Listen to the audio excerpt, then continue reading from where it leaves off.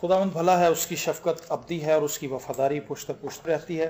मैं उम्मीद कर सकता हूँ कि आप सब खैरियत से हैं और खुदावंद में शादमान हैं। मेरे साथ निकालिए यूहन्ना की अंजील, उसका 4 बाब और उसकी 4 ही आयत से हम तिलावत करेंगे। 19वीं आयत तक हम ये पैसेज पढ़ेंगे। यूहन्ना की अंजील 4 बाब और 4 आयत से खुदावंद के जिंदा मुकद्दस कलाम में यूं लिखा है, और उसको सामरिया से होकर जाना जरूर था। बस वो सामरिया के एक शहर तक आया जो सुखार कहलाता है। वो उस कता के नजदीक है जो याकूब ने अपने बेटे यूसुफ को दिया था, और याकूब का कुआं वहीं था। चुनाचा यीशु सफर से थका मांदा होकर उस कुएं पर यूं ही बैठ गया। ये 6 घंटे के करीब था। सामरिया की एक औरत पानी भरने आई। यीशु ने उससे कहा, मुझे पानी पिला, क्योंकि उसके शागिर्द शहर में खाना मोल लेने को गए थे। उस सामरी औरत ने उससे कहा कि तू यहूदी होकर मुझ सामरी औरत से पानी क्यों मांगता है, क्योंकि यहूदी सामरियों से किसी तरह का बर्ताव नहीं रखते। यीशु ने जवाब में उससे कहा, अगर तू खुदा की बख्शिश को जानती और ये भी जानती कि वो कौन है जो तुझसे कहता है मुझे पानी पिला, तो तू उससे मांगती और वो तुझे जिंदगी का पानी देता। औरत ने उससे कहा, ऐ खुदावंद, तेरे पास पानी भरने को तो कुछ है नहीं और कुआं गहरा है, फिर वो जिंदगी का पानी तेरे पास कहां से आया? क्या तू हमारे बाप याकूब से बड़ा है जिसने हमको ये कुआं दिया और खुद उसने और उसके बेटों ने और उसके मवेशियों ने इसमें से पिया? यीशु ने जवाब में उससे कहा, जो कोई इस पानी में से पीता है वो फिर प्यासा होगा, मगर जो कोई उस पानी में से पिएगा जो मैं उसे दूंगा वो अब तक प्यासा ना होगा, बल्कि जो पानी मैं उसे दूंगा वो उसमें एक चश्मा बन जाएगा जो हमेशा की जिंदगी के लिए जारी रहेगा। औरत ने उससे कहा, ऐ खुदावंद, वो पानी मुझको दे दे ताकि मैं ना प्यासी हूं ना पानी भरने को यहां तक आऊं। यीशु ने उससे कहा, जा अपने शोहर को यहां बुला ला। औरत ने जवाब में उससे कहा कि मैं बेशोहर हूं। यीशु ने उससे कहा, तूने खूब कहा कि मैं बेशोहर हूं, क्योंकि तू 5 शोहर कर चुकी है और जिसके पास तू अब है वो तेरा शोहर नहीं। आमीन।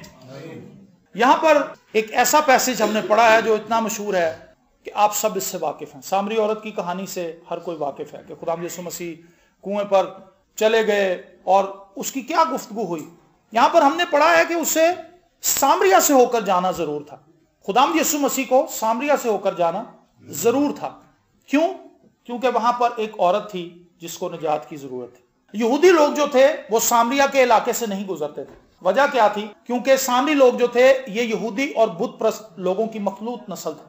तो यहूदी जो थे वो अभी तक अपने मजहब में अपने आप को सुपीरियर मानते हैं। वो ये समझते हैं कि हम खुदा की चुनी हुई कौम हैं, हम खुदा के अलग किए हुए लोग हैं, लिहाजा हम सब लोगों से ऊपर हैं, हम सब लोगों से ज्यादा सुपीरियर हैं। तो वो सामरियों के इलाके से नहीं गुजरते थे, जबकि सामरी लोगों का मानना यह था कि हम भी यहूदी हैं, क्योंकि हमारे अबाओ अजदाद जो हैं वो यहूदियों ही से थे।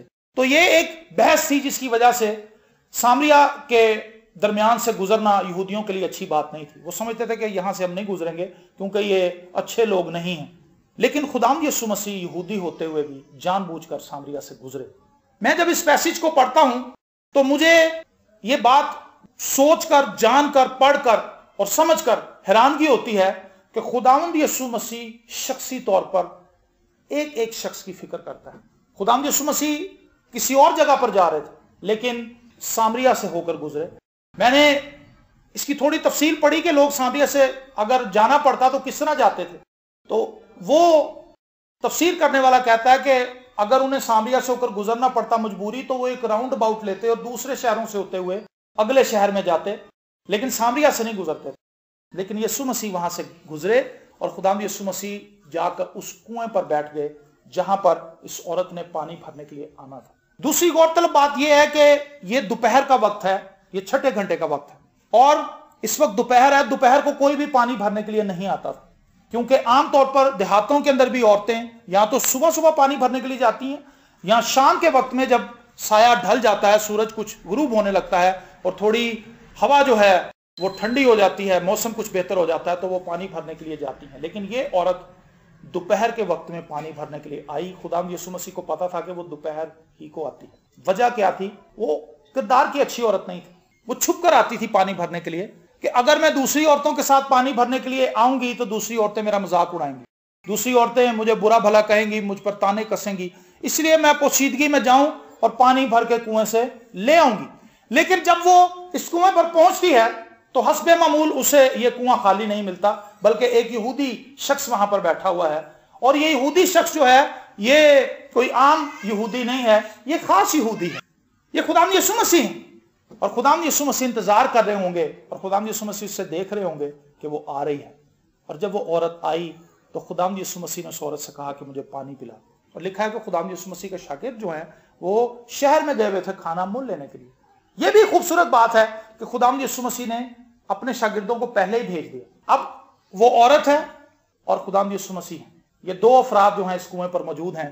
खुदाम यीशु मसीह ने उससे कहा कि मुझे पानी पिला। तो वो औरत कहने लगी कि तू यहूदी होकर मुझसे क्यों पानी मांगता है। और नीचे ब्रैकेट के अंदर लिखा है क्योंकि यहूदी जो थे वो सामरियों से किसी किस्म का कोई बर्ताव नहीं रखते थे, कोई मेल मिलाप नहीं था। तो खुदाम यीशु मसीह ने उससे कहा अगर तू जानती कि कौन तुझसे पानी मांग रहा है तो तू मुझसे मांगती और मैं तुझे जिंदगी का पानी देता। खुदाम यीशु मसीह से मिलने से पहले मेरा और आपका नजरिया जिंदगी फर्क था और फर्क होता है हर एक शख्स का। लेकिन जब खुदाम यीशु मसीह हमारी जिंदगी में आते हैं तो हम जिंदगी को मुख्तलिफ अंदाज से देखते हैं, हमारे सोचने का तरीका बदल जाता है।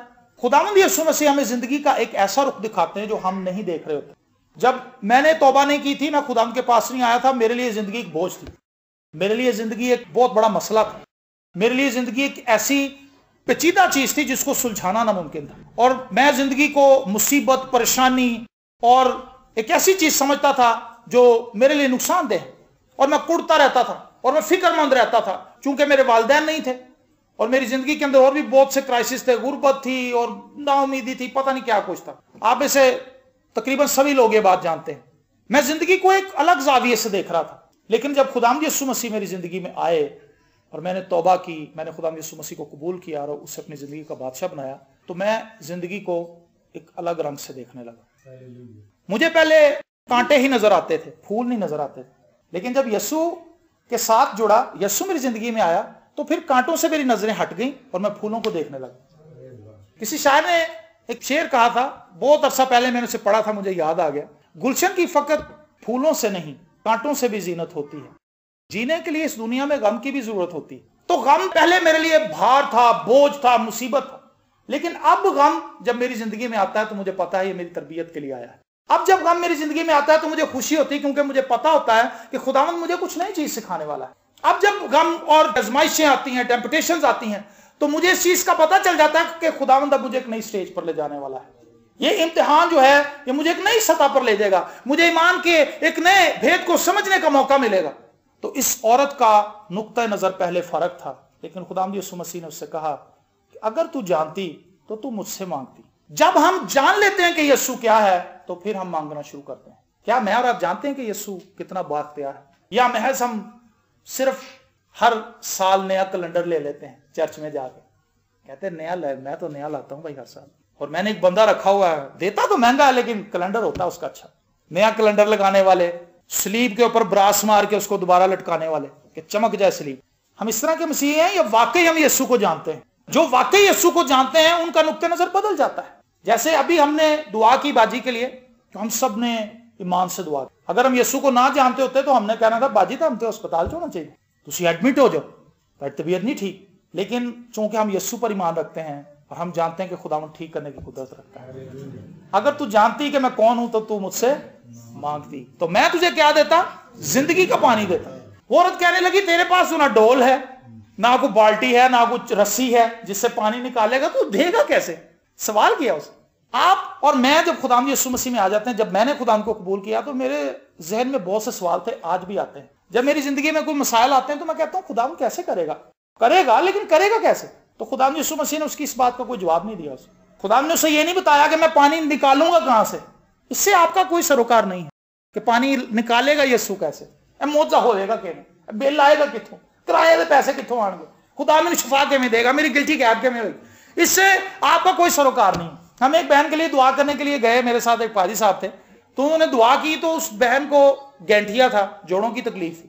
तो दुआ करने के बाद वो बहन कहने लगी कि भाई साहब मेरी तो दर्दें गायब हो गई हैं, और उसके चेहरे पे तशवीश भी बड़ी थी। तो भाई साहब कहने लगे बाजी तुम खुश होना चाहिए और तुसी बड़े परेशान हो। कहती मैं इस गल तो हैरान हो रही कि दर्दां गईयां कित्थे। भाई साहब भी अगों कोई जॉली जैसा कहते बाजी जान दे तू उन्होंने फ्रेम करके घर च लवाना दर्दां। गईया ने तो जान दे, चलो तेरी जान छुट्टी। तो वो औरत भी हमारी तरह ही थी, इंसान थी हमारी तरह ही सोचती थी। तो कहने लगी खुदावंद ये होगा कैसे? यीशु ने उसकी इस बात का कोई जवाब नहीं उससे दिया। मैं और आप हमेशा इस चीज पर तवक्कल करें कि खुदावंद ने मेरे लिए ये काम करना है, इससे आगे ना सोचें कि खुदावंद कैसे करेगा। ये खुदा का मसला है, मेरा और आपका मसला नहीं है। हमारा मसला ये है कि हम बताएं कि हमारी ये जरूरत है, और अगर खुदा हमें बता दे कि मैं कैसे करूंगा तो ठीक है, अगर वो नहीं बताता तो काम तो वो हमारी लाइफ में कर देगा।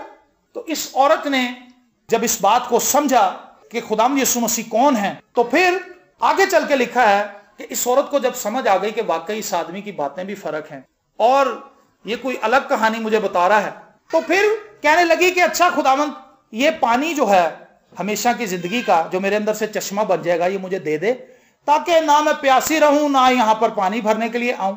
तो यहां पर कहानी के अंदर ट्विस्ट आ गया। ट्विस्ट क्या है? यीशु ने कहा जा अपने शोहर को बुला ला। ये वो पॉइंट है जिसके ऊपर आज हम गौर करेंगे। खुदावंद यीशु मसीह ने कहा जा अपने शोहर को बुला के ला। वजह क्या थी? खुदावंद यीशु मसीह ने उसकी दुखती रात के ऊपर हाथ रखा। वो औरत छुपा रही थी। हम क्या करते हैं? हम पहला काम करते हैं, हम अपने गुनाह का इकरार नहीं करते, छुपाते हैं उसे। और जब हम अपने गुनाह को छुपाएंगे तो उसका इकरार कैसे करेंगे? तो ये औरत कहने लगी मेरा तो कोई शोहर नहीं है। खुदावंद यीशु मसीह ने कहा तूने खूब कहा कि तेरा कोई शोहर नहीं है, क्योंकि तू 5 शोहर कर चुकी है और जिसके साथ तू अब रह रही है वो तेरा शोहर नहीं है। वो क्या चाहती थी कि मेरा ये भेद, गुनाह की हालत जाहिर ना हो, मेरा गुनाह मेरी जिंदगी के अंदर कायम रहे, मैं इसी तरह जिंदगी बसर करती रहूं, लेकिन हमेशा की जिंदगी का पानी भी मुझे मिल जाए। हम भी कहते हैं शराब में पीता रहूं, बीवी को मैं पीटता रहूं, हर उल्टा काम मैं करता रहूं और खुदा बरकत भी देता जाए। नेवर, ऐसे नहीं होगा। यीशु ने कहा जा पहले उसे बुला के ला। मतलब ये कि पहले तौबा कर।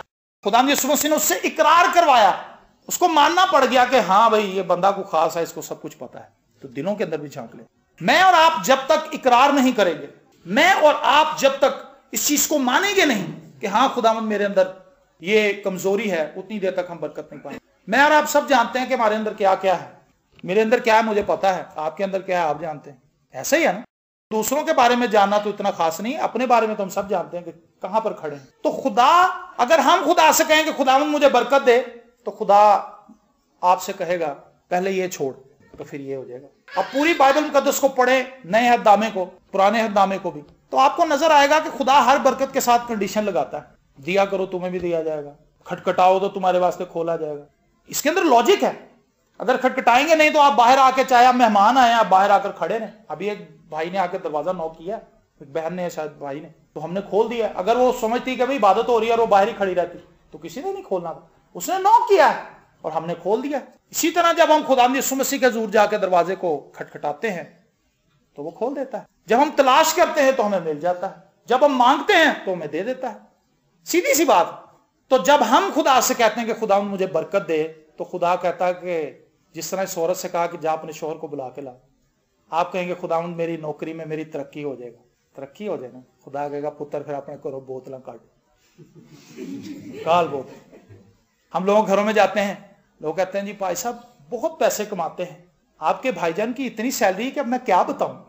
कहते सैलरी तो बहुत है, मतलब आप सोचें कि बहुत अच्छी है, लेकिन हमारा गुजारा नहीं हो रहा, कम पड़ जाता है। तो हम उन्हें कहते हैं कि आप दे की दे। देखें, हर बरकत लेने के लिए आप एक कंडीशन के साथ चलेंगे, और ऐसा नहीं होता। हम इस औरत की तरह ही कहते रहते हैं कि खुदावंद हमें जिंदगी का पानी दे दे, खुदावंद मेरी गिल्टी गायब कर दे, खुदावंद ये कर दे, कनाडा से वीजा आ जाए, उसे कागज जमा कराए ना, कोई रिस्पॉन्स नहीं आ रहे, ये वो बहुत कुछ करते हैं और हम इंतजार ही करते रहते हैं। लेकिन खुदावंद अपनी जगह पर कायम रहता है कि पहले बुला के ला। ऐसा ही है ना। अब तो उसमें से बू आती होगी। यीशु ने कहा इस बात को छोड़ो, बू आ रही है या नहीं आ रही, पत्थर को हटाओ। और हम 12 यहां से प्रीच कर चुके हैं कि हम अपने पत्थर नहीं हटाते। मेरी और आपकी कमजोरी हम खुद दूर नहीं कर सकते। इस बात को हमें सीख लेना चाहिए। अगर आप और मैं, यहां में से कोई भी नशा करता है तो हम खुद से नशे को नहीं छोड़ सकते। मैं हमेशा ही कहता हूं कि कई नशाई हैं जिन्होंने कई दफा इरादे किए, आइंदा के बाद नहीं, अब मैंने तौबा कर ली है। और वो 2-3 दिन के बाद ही फिर वो बंदा सिगरेट भी पी रहा होता है। वो अगर वो शराबी है तो वो शराब भी पी रहा है। कहता आज मैं बड़ा परेशान सा, फिर मैं अलमारी खोल ही ली।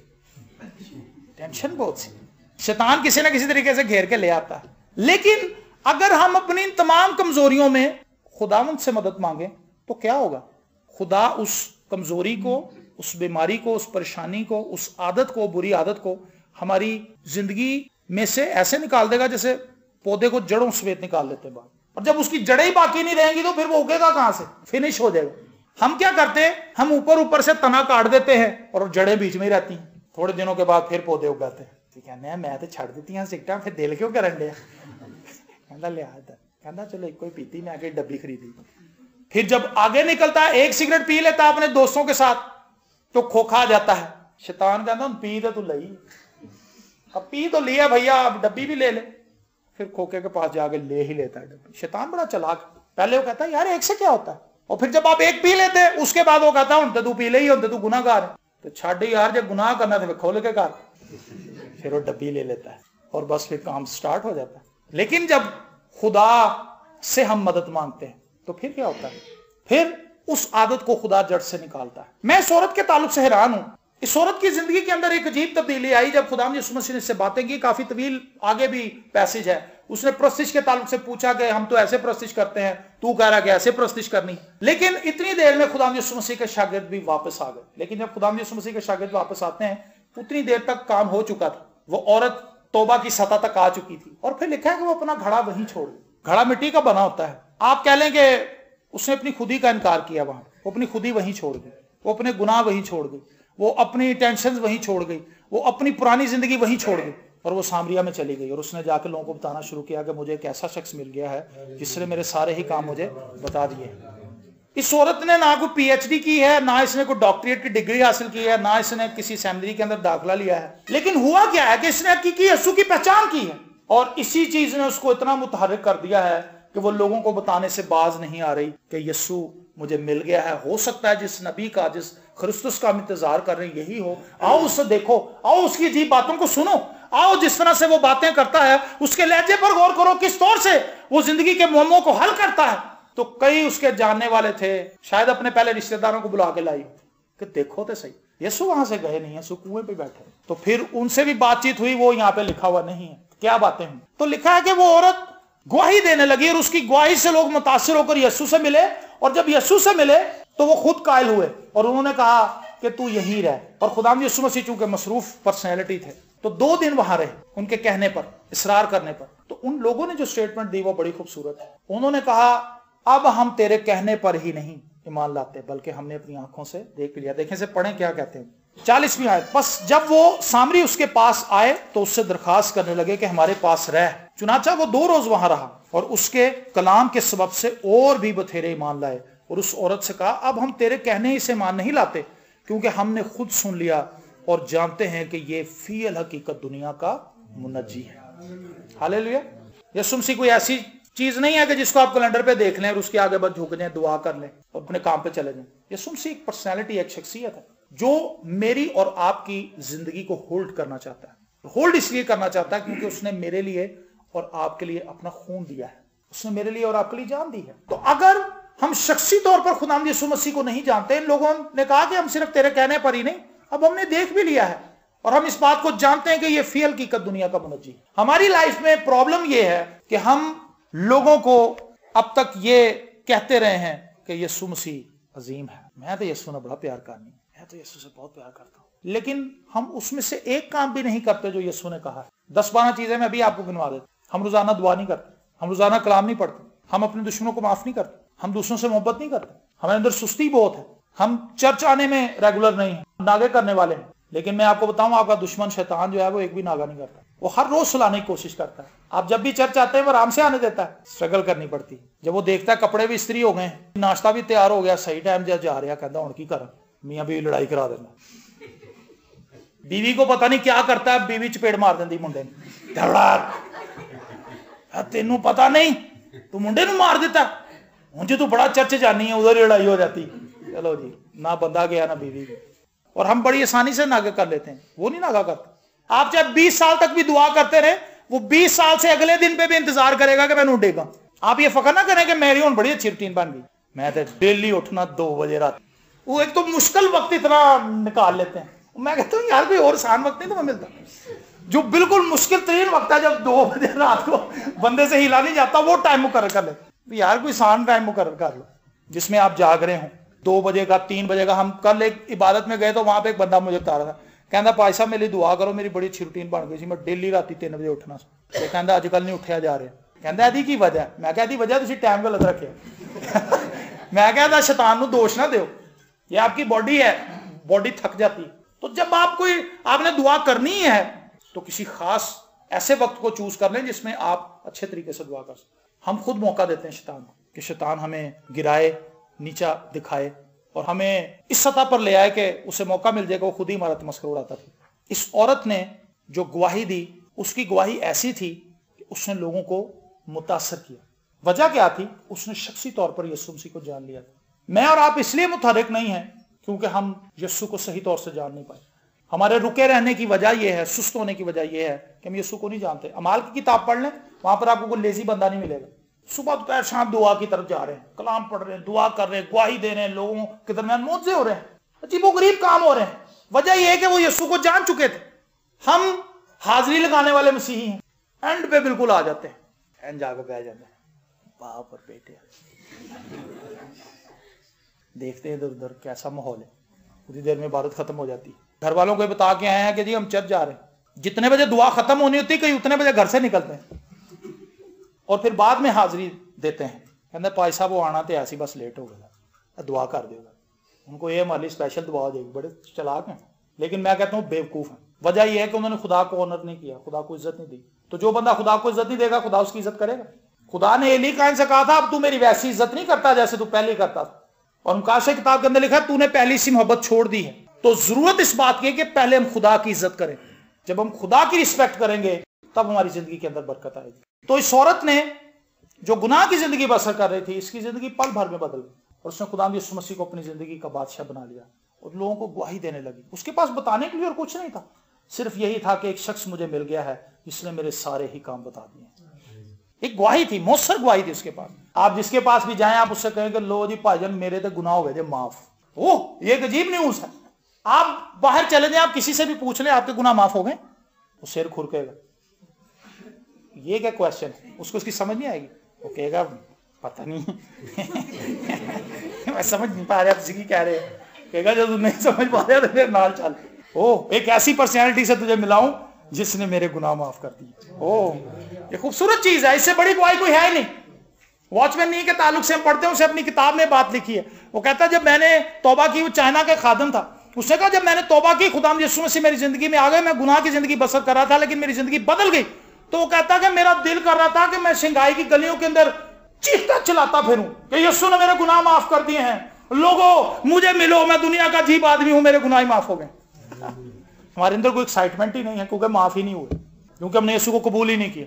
जब कहते हैं ना ऑल्टर कॉल देते हैं कि किसने तौबा करनी है, लोग आगे खड़े हो जाते हैं। मैंने कई लोगों को तजब्जुब के अंदर देखा है, सोचते नहीं यार है अज तौबा का कहता है, कल ड्रामा शुरू हो रहा नवा, की करा किधर जाना। और होता क्या है, अफसोसनाक बात आपको बताऊं, वो ड्रामे को सिलेक्ट कर लेते हैं और फिर शैतान के हाथों ड्रामा बन जाते हैं। शैतान के ड्रामे तो खत्म ही नहीं होते। आप टीवी लगा के देखें, खत्म होगा वो अगले की मशहूरी देना शुरू कर देते हैं।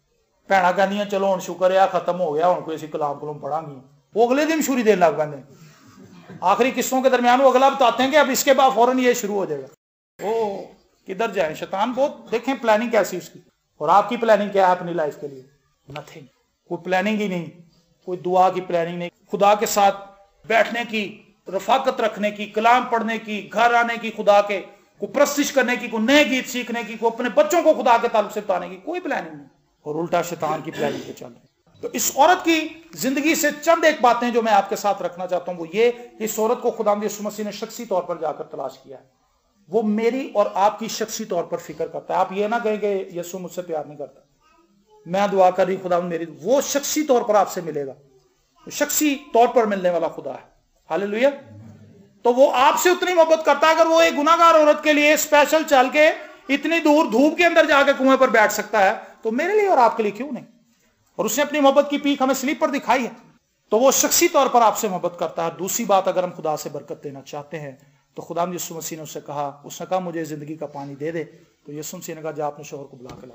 अगर आप बरकत पाना चाहते हैं तो अपने अंदर टटोलें, कहां पर गलती है, कौन सी ब्लॉकेज है जो खुदा की बरकत को रोक सकती है, उसको आज रिमूव करें खुदावंद के फजल से। खुदा से कहें कि खुदावंद मेरे अंदर ये चीज है, मैं इसको खुद नहीं निकाल सकी या नहीं निकाल सका, आज तू इसको रिमूव कर दे, तो खुदा क्या करेगा, खुदा उसको रिमूव कर देगा।